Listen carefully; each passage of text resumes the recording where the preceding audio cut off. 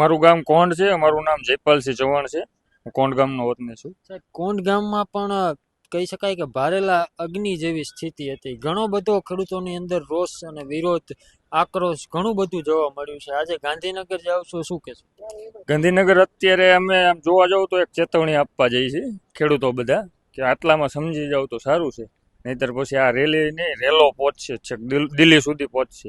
અહીંયા તો પહોંચવાનો જ છે, દિલ્હી પહોંચશે. દિલ્હી પહોંચશે ત્યારે તમારી કોઈ તાકાત નહીં રોકી શકે.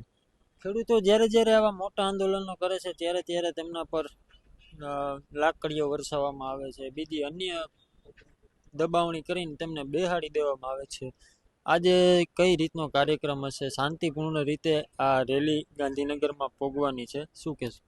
અત્યાર સુધીમાં તમે મીડિયાના માધ્યમથી જોઈ શકતા હશો કે આટલા આંદોલન કોઈ પણ ગામની અંદર કે આટલા બધા ગામની અંદર થયા છે, બરોબર? તો ક્યાંય કાંકરી ચાળો કરવામાં નથી આવ્યો. એ લોકોને એક્શન લાઠીચાર્જ કરવો પડે છે. અમે ક્યાંય ખેડૂતે કાંકરી ચારો નથી કર્યો અત્યાર સુધીમાં. આટલા શાંતિપૂર્ણ રીતે અમે આંદોલન કરતા આવીએ.